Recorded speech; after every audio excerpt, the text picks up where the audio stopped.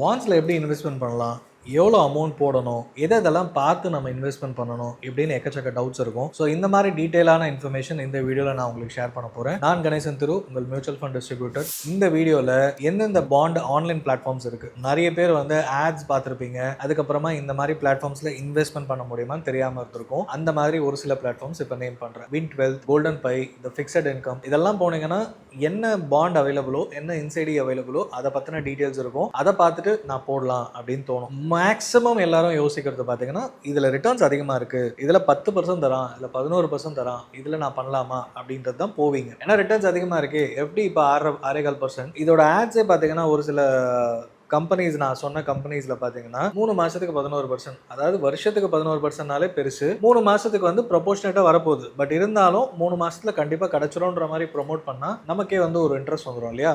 இதுதான் வந்து நிறைய நடக்குது. ஸோ யூடியூப்பில் நீங்கள் நிறைய பர்சனல் ஃபைனான்ஸ் பற்றி தேடினீங்கன்னா நிறைய இந்த மாதிரி ஆட்ஸை பார்த்துருப்பீங்க. அண்ட் நிறைய வீடியோஸ் வந்து பாண்ட்ஸில் இன்வெஸ்ட்மெண்ட் பண்ணுங்க அப்படின்னும் பார்த்துருப்பீங்க. பட் பாண்ட்ஸில் இன்வெஸ்ட்மெண்ட் பண்ணுறதுக்கு முன்னாடி பாண்டுக்கும் என்சிடிக்கும் உள்ள டிஃப்ரென்ஸ் என்னன்னு தெரிஞ்சுக்கணும். பாண்டும் என்சிடியும் பார்த்தீங்கன்னா ஃபிக்ஸட் இன்கம் ப்ராடக்ட்ஸ். அதாவது 1 லட்ச ரூபா போட்டிங்கன்னா அடுத்த 2 வருஷத்துக்கோ 5 வருஷத்துக்கோ இவ்வளோ இன்ட்ரெஸ்ட்டு, இதுதான் ஃபேஸ் வேல்யூ அப்படின்னு கொடுத்துருவாங்க. அண்ட் அது சொன்ன மாதிரி அடுத்த 2 to 3 years 5 years முடிகிற வரைக்கும் அதே interest either cumulative, monthly mode, இல்லை குவார்டர்லி, இந்த மாதிரி கிடைக்க ஆரம்பிச்சிடும். பாண்டை பொறுத்த வரைக்கும் மேக்ஸிமம் வந்து பப்ளிக் செக்டார் கம்பெனிஸ் அண்ட் பெரிய பெரிய கார்பரேஷன்ஸ் தான் இஷ்யூ பண்ணுவாங்க. அண்ட் யூஸ்வலாக செக்யூர்டு பாண்ட்ஸாக தான் இருக்கும். ஸ்டேட் கவர்மெண்ட் பாண்ட்ஸ் நிறைய இருக்கும். கேரளா, உத்தரப்பிரதேஷ், ஆந்திர பிரதேஷ், தெலுங்கானா, இந்த மாதிரி எந்தெந்த ஸ்டேட்லாம் வந்து அவங்க பவர் ஃபைனான்ஸ் கார்பரேஷன், தெலுங்கானாவோட பவர் டிபார்ட்மெண்ட் வேணும், இன்ஃப்ராஸ்ட்ரக்சர் டிபார்ட்மெண்ட் வேணும் அப்படின்னா அவங்கெல்லாம் வந்து இஷ்யூ பண்ணுவாங்க. அந்த பாண்ட்ஸை வந்து இன்ட்ரெஸ்ட் ரேட் வந்து ஓரளவுக்கு எஃப்டியை விட ஒரு 2 to 2.5%. இப்போ இருக்கிற மார்க்கெட் கண்டிஷன் பார்த்தீங்கன்னா எஃப்டி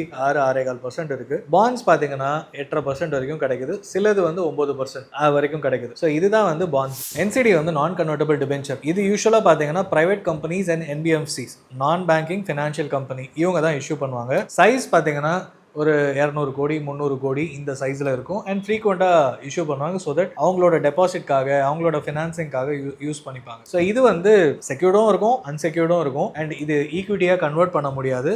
பாண்ட்ஸுமே ஈக்விட்டியாக கன்வெர்ட் பண்ண முடியாது. பாண்ட்ஸ் வந்து லிக்விடிட்டி வைஸ் ரொம்பவே செக்யூர்டு, அதிகம் சேஃப்டி. என்சிடியை பொறுத்த வரைக்கும் ஈக்விட்டிக்கு அடுத்த லெவல் சேஃப்டி. பட் ஆனால் பாண்ட் மாதிரி லிக்விடிட்டி வைஸ் பார்த்தீங்கன்னா அதுக்கு அடுத்த லெவல் அப்படின்னு சொல்லலாம். சரி, இது ரெண்டுமே இருக்கு. இதுக்கு கிரெடிட் ரேட்டிங் ஏஜென்சிஸ் இருப்பாங்களே, அவங்க யாருன்னு கிரெடிட் ரேட்டிங் ஏஜென்சிஸ் பாத்தீங்கன்னா கிரைசல் இருக்கும், ஐசிஆர்ஐ, அக்யூட், அப்புறம் பிரிக் ஒர்க், ஐவிஆர், அப்புறம் இண்ட் ஆர்ஏ. இது எல்லாமே பாத்தீங்கன்னா வேற வேற கிரெடிட் ரேட்டிங் ஏஜென்சிஸ். யார்கிட்ட வேணா கிரெடிட் ரேட்டிங் வாங்க முடியும். அதாவது ஒவ்வொருத்தவங்க வந்து A+ அப்படின்ற மாதிரி இருக்கும். சில பேர் வந்து AA, AAA அந்த மாதிரி கொடுப்பாங்க. இது எல்லாமே ஏ மேல இருந்ததுன்னா ரொம்பவே செக்யூர்ட் ஆனது, சேஃப் ஆனதுன்னு வச்சுக்கலாம். பி கீழே போக போக ஜங்க் பாண்ட்ஸ் லெவலுக்கு குறைஞ்சிக்கிட்டே வரும். BB, BBB மைனஸ்லாம் போச்சுன்னா ஆட்டோமேட்டிக்காக இன்ட்ரெஸ்ட் வந்து 12-13% வரைக்கும் கூட போகும். ஸோ அந்த மாதிரி போறீங்கன்னா ரொம்பவே கேர்ஃபுல்லாக இருக்கணும். ஏன்னா அந்த மாதிரி கம்பெனிஸை பொறுத்த வரைக்கும் ஃபினான்ஷியல்ஸில் கொஞ்சம் ரிஸ்க் இருக்குது.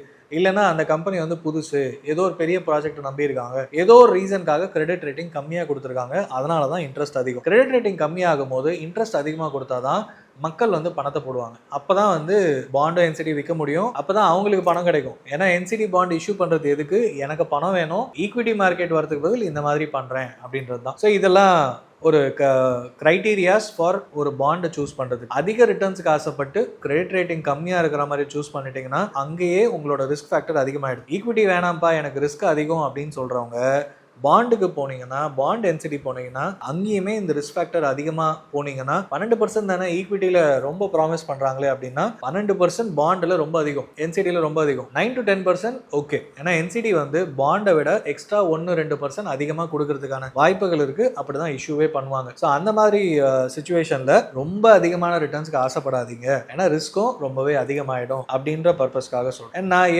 எதுக்கு பாண்டில் இன்வெஸ்ட்மெண்ட் பண்ணணும், என்சிடியில் போடணும்னா இது ஒரு அன்சர்டன் சுச்சுவேஷன். அது மாதிரி ஒரு சுச்சுவேஷனில் எனக்கு வந்து அடுத்த 2 இயர்ஸில் எனக்கு சேஃபாக ஈக்விட்டியில் போட்டிங்கன்னா எப்படி இருக்கும் தெரியாது. டெட் ஃபண்டில் போடுறதுக்கு பதில் 2 இயர்ஸில் ஃபிக்ஸடாக எனக்கு 9% கிடைக்குது, 10% 2 இயர்ஸ் 3 இயர்ஸில் கிடைக்குது அப்படின்னா தாராளமாக சூஸ் பண்ணலாம். இந்த கிரெடிட் ரேட்டிங் இந்த மாதிரி விஷயங்கள்லாம் பார்க்கலாம். அண்ட் இல்லை நான் வந்து போர்ட்ஃபோலியோவில் என்சிடியும் வேணும், பாண்டும் வேணும், ஈக்விட்டியும் வேணும், இந்த மாதிரி பிரிக்கணுன்ற அவசியம் கிடையாது. இது ஏஜை பொறுத்து எனக்கு ரெகுலர் ரிட்டர்ன்ஸ் வேணுமா, நீங்கள் என்சிடி பாண்டு போடுங்க. ஒரு 50+ ஆயிடுச்சு, என்சிடியில் போட்டு கொஞ்சம் சேஃப்டி பர்பஸ்க்காக வச்சுக்கிறேன், தாராளமாக பண்ணலாம். 40ல் வந்து இதில் போட்டு எனக்கு இன்வெஸ்ட்மெண்ட் வந்து அதை வந்து நான் மந்த்லி இன்ட்ரெஸ்ட் வர வைப்பேன், அதை வந்து எஸ்ஐபியில் போடுவேன்னா நம்ம டீட்டெயிலாக ஒரு வீடியோ போட்டிருக்கோம், அந்த வீடியோ போய் பாருங்க. ஸோ தட் வந்து பாண்டு ப்ளஸ் எஸ்ஐபி நல்லதா அப்படின்றது பார்க்கலாம். இந்த மாதிரி வந்து யாருக்கு சூட் ஆகும் அப்படின்னா, ஒன்று 50+, 60+ல ரெகுலர் ரிட்டர்ன்ஸ் வேணுன்றவங்க பாண்ட் என்சிடியை சூஸ் பண்ணலாம். அண்ட் லம்சமாக போட்டுட்டு எனக்கு வந்து ஒரு எஃப்டி மாதிரி எப்படியும் நான் ரெனியூ பண்ணிகிட்டே இருப்பேன், சேஃபாக ஒரு போர்ஷன் இருக்கட்டும் அப்படின்றவங்க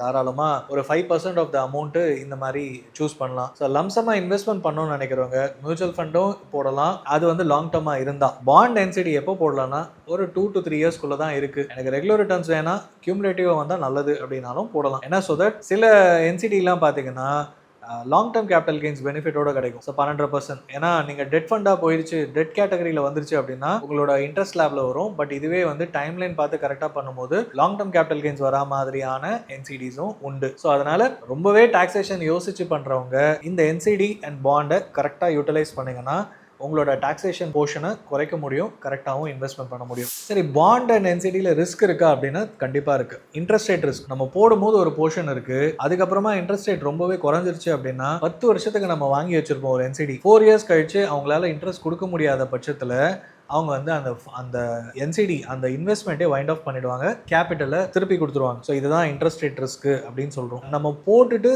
இன்ட்ரெஸ்ட் ரேட் அதிகமாச்சு அப்படின்னா அது ஒரு விளைவை கொடுக்கும்.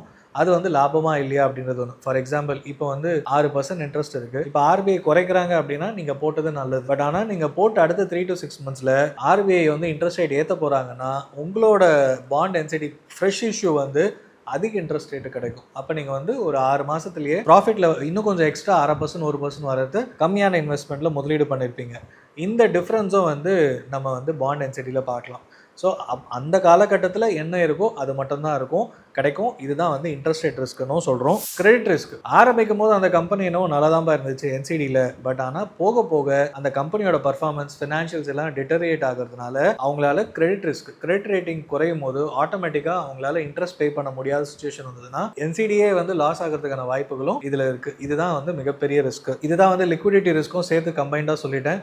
அந்த கிரெடிட் ரேட்டிங் பாதிச்சு கம்பெனி வந்து இழுத்து முடுற அளவுக்கு போயிடுச்சுன்னா நீங்கள் போட்ட பணம் காலி ஆகிறதுக்கும் வாய்ப்பு இருக்குது. அதுதான் லிக்விடிட்டி ரிஸ்க். அண்ட் ஃபைனலாக ரீஇன்வெஸ்ட்மெண்ட் ரிஸ்க். நம்ம வந்து அதிக இன்ட்ரெஸ்ட்டுக்கு போட்டுட்டோம் அண்ட் அடுத்த 1 year கழிச்சு 2 years கழிச்சு இன்ட்ரெஸ்ட் ரேட் குறைஞ்சிருச்சு அப்படின்னா நீங்கள் 8% போட்டது 7.5% ஆகிடும்.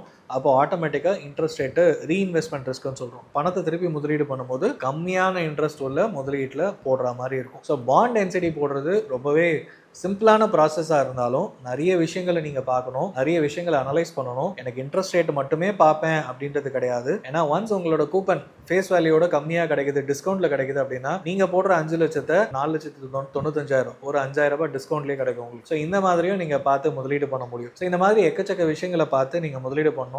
பாண்ட்ஸ்னா ஏதோ எனக்கு ரெகுலர் ரிட்டர்ன்ஸ் கிடைக்குது, எஃப்டிக்கு ஆல்டர்னேட்டிவ்னு மட்டும் யோசிக்காதீங்க, இவ்வளோ விஷயத்தை பார்க்கணும். ஸோ நீங்கள் ஒரு பாண்டோ என்சிடியில் முதலீடு பண்ணணும், சேஃபான இன்வெஸ்ட்மெண்ட் பண்ணணும், எனக்கு பிரைவேட் பேப்பர்ஸை பற்றி தெரியல, நான் இன்னும் அனலைஸ் பண்ணணும் அப்படின்னா கீழே இருக்க கூகுள் ஃபார்ம் ஃபில்அப் பண்ணுங்கள், நான் உங்களை ரீச் அவுட் பண்ணுறேன். ஒரு நல்ல பாண்ட் என்சிடியில் இன்வெஸ்ட்மெண்ட் பண்ணுறது எப்படி அப்படின்றத டிஸ்கஸ் பண்ணிட்டு பண்ணுவோம். தேங்க்யூ ஃபார் வாட்சிங்.